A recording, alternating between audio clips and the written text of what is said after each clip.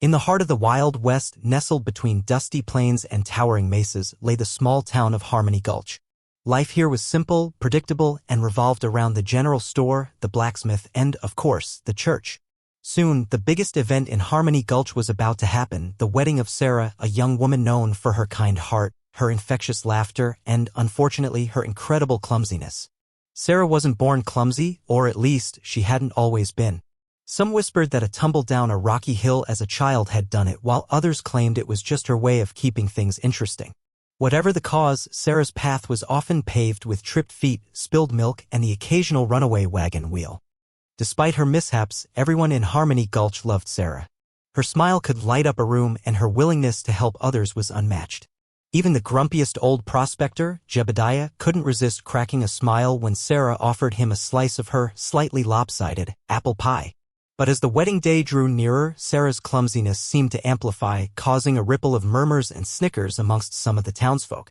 It wasn't malicious, not exactly, but the whispers stung nonetheless. They said things like, "Hope she doesn't trip walking down the aisle," and "Imagine the cake. Poor thing will probably drop it." Sarah tried to ignore them, focusing on the joy of marrying her beloved Thomas, a strong and gentle man who loved her just the way she was. Still, the comments chipped away at her confidence, making her already nervous heart flutter with anxiety. She desperately wanted everything to be perfect, not just for herself and Thomas, but to prove to everyone that she could handle this, that she wasn't just a clumsy girl destined for disaster. Little did she know that a far greater challenge than a few spilled flowers awaited her. A challenge that would test her courage and reveal a strength she never knew she possessed. The week leading up to the wedding was a whirlwind of activity, and for Sarah, a series of near disasters. It started innocently enough. While arranging the wildflowers for the tables, she tripped over a stray root, sending bouquets flying and scattering petals across the dusty floor. Then, while helping Mrs. Henderson bake the wedding cake, she accidentally added salt instead of sugar, resulting in a cake that tasted more like a savory biscuit than a sweet treat. Luckily, Mrs. Henderson, a woman with the patience of a saint, caught the mistake before it was too late, but the incident only fueled the whispers. The worst, however, happened during the dress fitting. Sarah, overwhelmed by the beauty of the gown, a delicate creation of lace and silk, lost her footing and tore a small but noticeable hole in the skirt. The seamstress, a stern woman named Agnes, let out a gasp that could be heard across the town square. "Sarah, dear, what have you done?" she exclaimed, her voice laced with exasperation. Sarah's cheeks burned with shame. I didn't mean to," she stammered, tears welling up in her eyes. "I just tripped." Agnes sighed, shaking her head. "Well, we'll fix it, but you need to be more careful, child. This is a wedding dress, not a rag doll." As Agnes began to mend the tear, Sarah couldn't help but feel a wave of self-doubt wash over her. Maybe she wasn't cut out for this. Maybe she was destined to ruin everything. The whispers of the townsfolk echoed in her mind, each one a tiny pinprick to her already fragile confidence.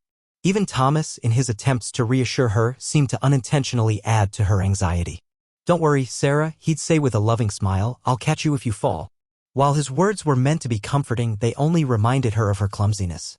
By the eve of the wedding, Sarah was a nervous wreck.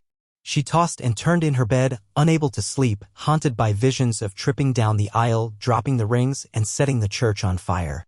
She longed for the day to be over, for the pressure to be lifted, for the whispers to finally stop. She just wanted to be a bride, a normal bride, not the clumsy girl from Harmony Gulch who was destined to make a fool of herself. The wedding day dawned bright and clear, a perfect western sky stretching endlessly above Harmony Gulch. But beneath the cheerful sunshine, Sarah's stomach churned with a mix of excitement and dread. She could hear the townsfolk gathering outside, their excited chatter a constant reminder of the scrutiny she was under. She took a deep breath, trying to calm her racing heart. Her mother, a woman of unwavering support, squeezed her hand. "You look beautiful, Sarah," she said, her eyes filled with love. "Just remember to smile and take your time." Dressed in her mended gown, Sarah walked slowly towards the church.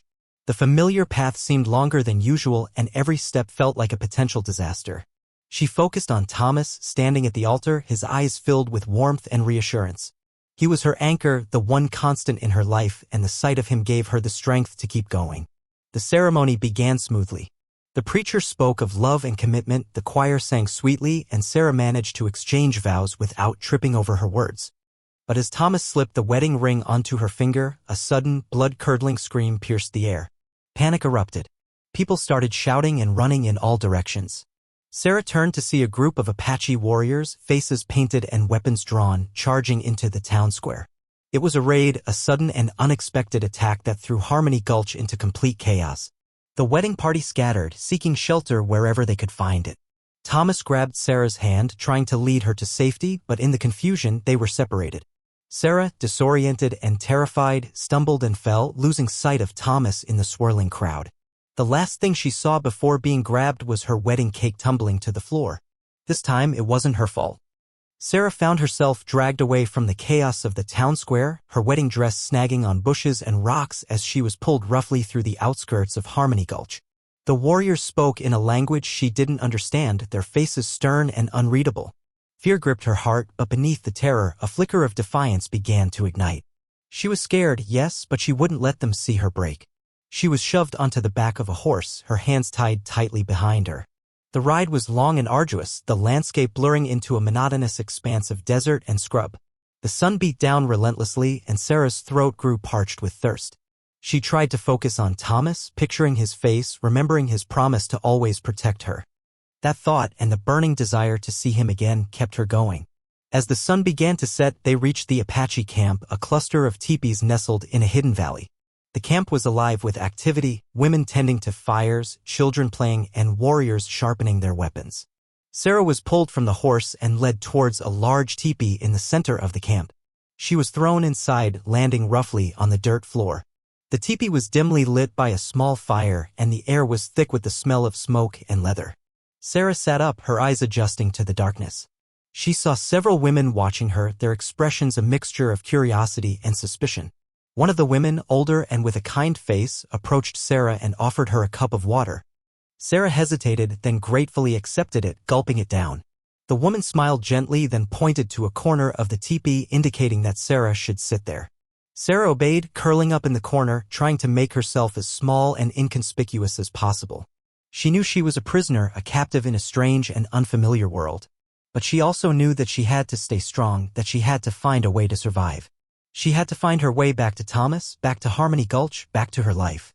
And somewhere, deep down, she believed that she could. This clumsy bride from Harmony Gulch was about to discover a strength she never knew she possessed. The days that followed were a blur of unfamiliar sights, sounds, and customs. Sarah tried to observe and learn, watching the Apache women as they cooked, sewed, and cared for their children. She noticed their strength, their resilience, and their deep connection to the land. She also noticed the way some of the warriors looked at her, with a mixture of curiosity and disdain. One warrior, in particular, stood out. His name was Chaska, and he was known throughout the tribe for his bravery and his wisdom.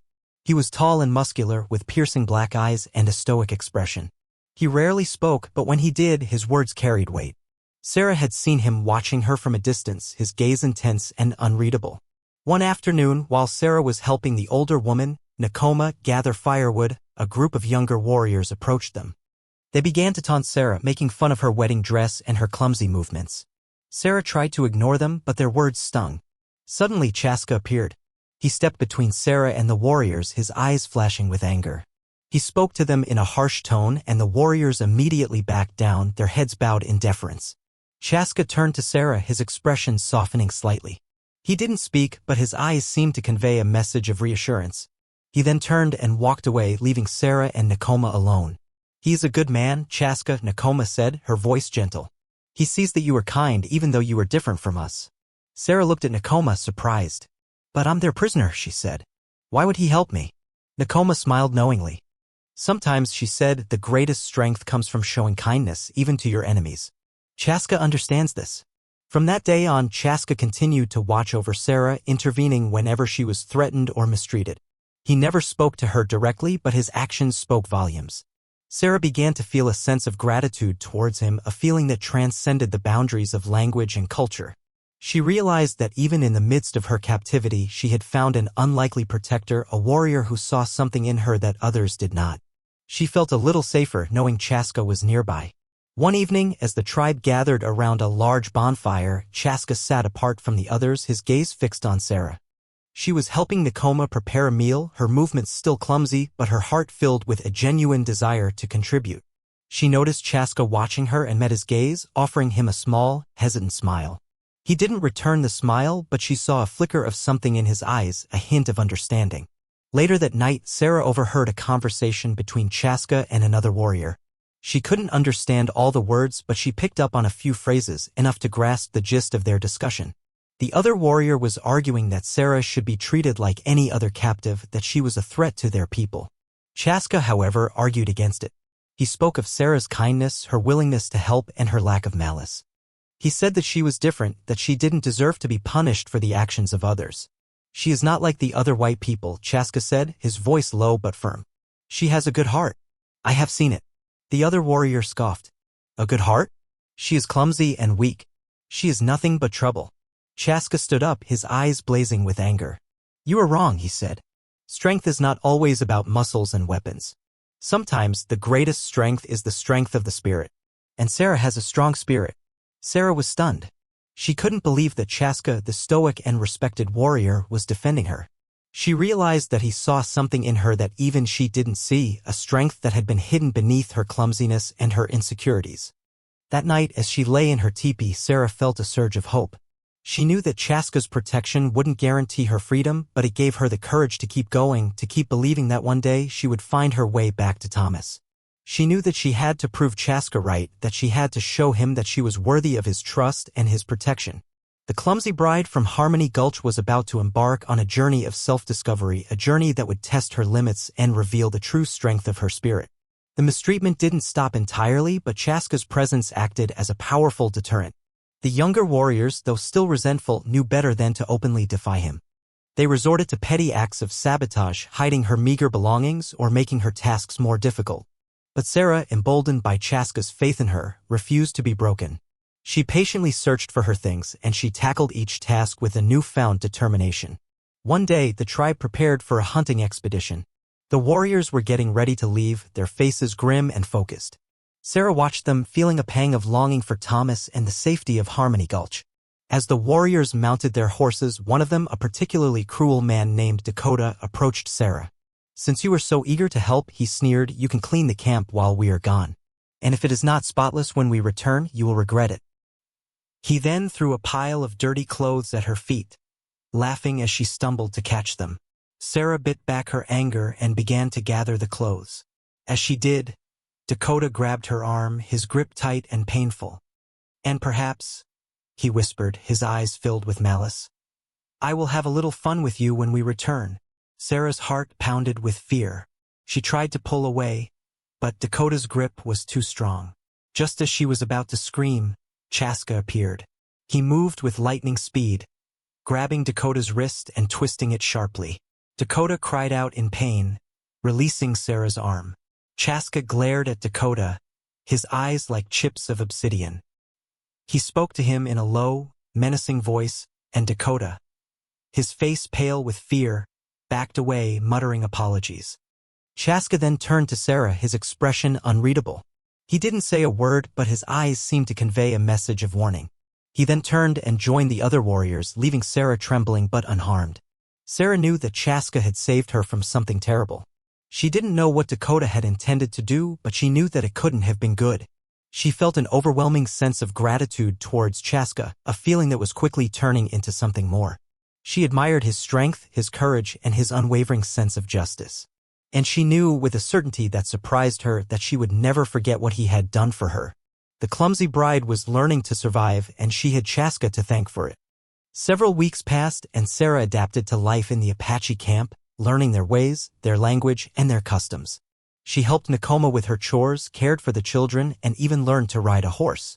She was still clumsy, but her clumsiness was now tempered with a newfound strength and resilience. She missed Thomas terribly, but she also knew that she was changing, growing, and becoming a stronger person than she ever thought possible. One morning, Chaska approached Sarah, his expression serious. He spoke to her in Apache, and Nakoma translated. Chaska says he is taking you back to your people, Nakoma said. He says it is time for you to go home. Sarah's heart leaped with joy, but also with a pang of sadness. She was grateful to be going home, but she would miss Nakoma, the children, and even Chaska, the warrior who had saved her life. Why? Sarah asked. Why is he doing this? Nakoma smiled. He says that you have proven yourself to be a good person. He says that you deserve to be with your family. That afternoon, Chaska and Sarah set off on horseback, leaving the Apache camp behind. The ride was long and silent, but Sarah felt a sense of peace she hadn't felt since the raid. She knew that Chaska was doing something extraordinary, something that went against the expectations of his tribe. He was risking his reputation, his standing, and perhaps even his life to return her to her home. As they approached Harmony Gulch, Sarah could see the town in the distance, nestled in the valley below. Her heart pounded with anticipation. She was finally going home. Chaska stopped his horse at the edge of town, his face unreadable. He looked at Sarah, his eyes filled with a mixture of sadness and understanding. He spoke to her in Apache, and Nakoma, who had accompanied them on the journey, translated. "He says goodbye, Sarah," Nakoma said. "He says he will never forget you." Sarah's eyes filled with tears. She reached out and took Chaska's hand, squeezing it tightly. "Thank you, Chaska," she said, her voice choked with emotion. "Thank you for everything." Chaska nodded, then turned his horse around and rode away, disappearing into the desert. Sarah watched him go, her heart filled with a complex mix of emotions. She was finally home, but a part of her would always remain with Chaska, the Apache warrior who had saved her life and shown her the true meaning of courage. As Sarah walked into Harmony Gulch wearing the clothes she had acquired in the Apache camp and accompanied by Nakoma, the townsfolk stared in disbelief. They had presumed her dead, or worse. Thomas rushed towards her, his face etched with worry and relief. He embraced her tightly, tears streaming down his face. "Sarah, you're alive. We thought we'd lost you forever," he exclaimed, his voice choked with emotion. The other townsfolk gathered around, their faces a mixture of shock and awe. They couldn't believe that Sarah, the clumsy girl they had teased and underestimated, had survived such an ordeal. And they were even more astonished to see that she had been returned by an Apache warrior, unharmed and seemingly well cared for. The whispers started again, but this time they were different. They spoke of Sarah's courage, her resilience, and her ability to adapt to a completely different way of life. They spoke of Chaska's honorable actions, his willingness to defy his own tribe to return her to her home. Even Agnes, the stern seamstress, was impressed. "Well, I never," she said, shaking her head in amazement. "That girl has more grit than I ever gave her credit for." Thomas led Sarah and Nakoma to his home, where they were welcomed with open arms by his family.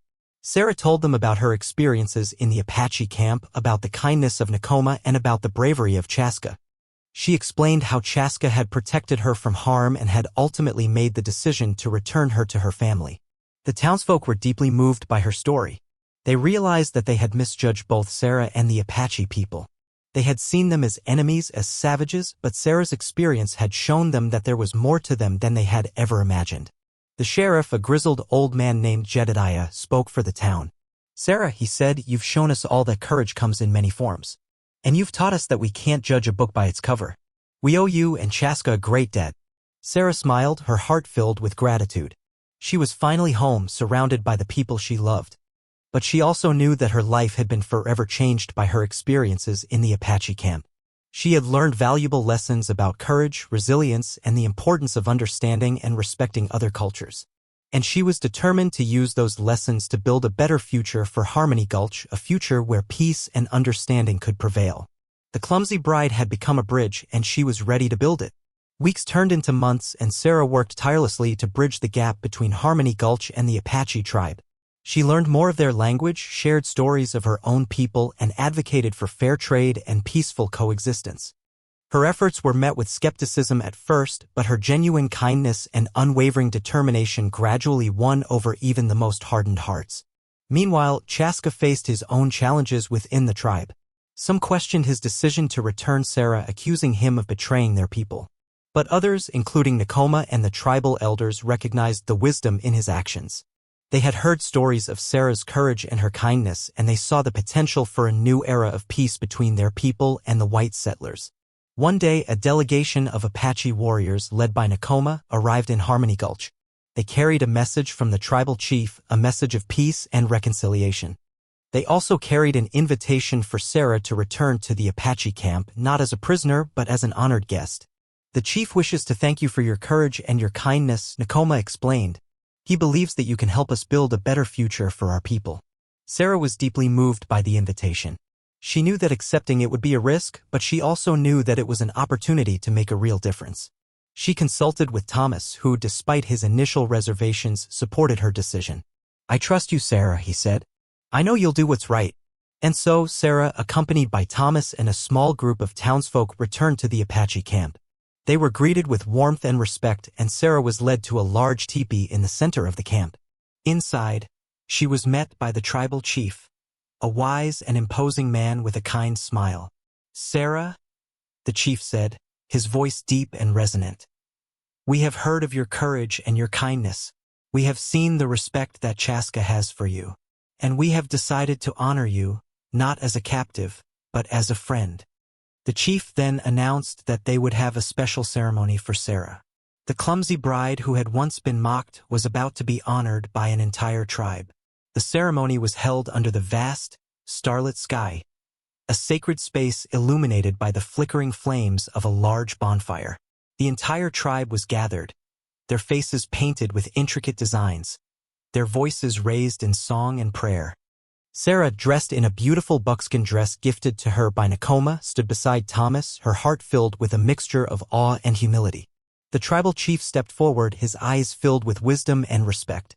He spoke in Apache, his words translated by Nakoma. "We gather here tonight to honor Sarah," he said. "She came to our camp as a captive, but she showed us that courage and kindness can transcend all boundaries. She has taught us the importance of understanding and respecting other cultures. And she has shown us that even the smallest person can make a big difference." He continued, "Sarah has a strong spirit, a spirit that has been tested by adversity. She has faced fear and hardship with grace and resilience, and she has never lost her faith in the goodness of humanity." The chief then presented Sarah with a beautiful necklace made of turquoise and silver, a symbol of honor and respect. "This necklace represents our gratitude and our admiration," he said. "Wear it with pride, Sarah, and know that you will always be welcome among our people." Sarah accepted the necklace, her eyes filled with tears. She looked at the faces of the Apache people, their expressions filled with warmth and acceptance. She knew that she had found a second family, a family that valued her for who she was, not for her clumsiness or her imperfections. As the ceremony continued, Sarah felt a sense of belonging she had never experienced before. She danced with the Apache women, sang with the Apache warriors, and shared stories with the Apache children. She realized that she had found her purpose in life, a purpose that transcended the boundaries of culture and race. She was a bridge, a peacemaker, a symbol of hope for a better future. And she knew that she would dedicate her life to building that future, one act of kindness at a time. The clumsy bride had finally found her footing, and she was ready to walk tall. Even Chaska smiled at her. The story of Sarah and Chaska spread far and wide, becoming a legend whispered around campfires and printed in newspapers. They became symbols of something bigger than themselves, the possibility of peace and understanding between different cultures. Sarah continued to work tirelessly to foster good relations between Harmony Gulch and the Apache tribe. She organized trade agreements, shared farming techniques, and even helped to establish a school where children from both communities could learn together. She never forgot the lessons she had learned in the Apache camp, and she always treated everyone with kindness and respect, regardless of their background. Chaska, too, played a vital role in maintaining the peace. He became a respected leader within the Apache tribe, advocating for peaceful coexistence and working to resolve conflicts through diplomacy rather than violence. He often visited Harmony Gulch, meeting with the town leaders and sharing his wisdom and insights. Though they rarely spoke of it, Sarah and Chaska shared a deep bond, a connection that transcended the boundaries of language and culture. They understood each other in a way that few others could, and they both knew that their lives had been forever changed by their shared experiences. One day, a group of settlers from a neighboring town, fueled by fear and prejudice, launched an attack on the Apache camp. The attack was swift and brutal, and many innocent people were killed. Sarah and Chaska, working together, managed to quell the violence and prevent further bloodshed. The incident served as a stark reminder of the fragility of peace, but it also strengthened the resolve of Sarah and Chaska to continue their work. They knew that the path to understanding was not always easy, but they believed that it was worth fighting for. In the years that followed, Harmony Gulch and the Apache tribe became a beacon of hope in a troubled land. They showed the world that it was possible for different cultures to live together in peace and harmony, that understanding and respect could triumph over fear and prejudice.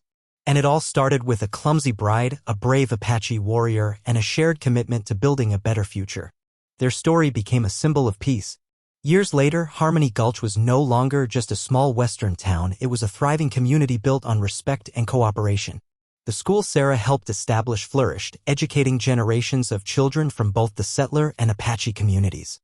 The trade agreements she initiated brought prosperity to both groups, and the spirit of understanding she fostered permeated every aspect of life. Even Sarah's clumsiness became a source of amusement and affection, a reminder of the humble beginnings of their extraordinary story. Children would giggle as she tripped over a stray root or spilled a cup of tea, but they knew that beneath her occasional mishaps lay a heart of gold and a spirit of unwavering determination. Thomas remained Sarah's steadfast partner, supporting her in all her endeavors and sharing her commitment to building a better world.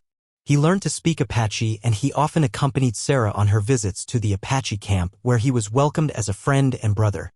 Shaska continued to lead his people with wisdom and courage, always striving to maintain the peace and protect their way of life. He and Sarah remained lifelong friends, their bond a testament to the power of understanding and respect. And so, the story of the mocked bride who was saved by an Apache hero became a timeless tale, a reminder that even in the face of adversity, kindness and courage can triumph over prejudice and fear. It was a story that was passed down from generation to generation, inspiring countless others to embrace diversity, build bridges, and create a world where everyone is valued and respected. One evening, as Sarah sat on her porch watching the sunset paint the sky with vibrant colors, she smiled.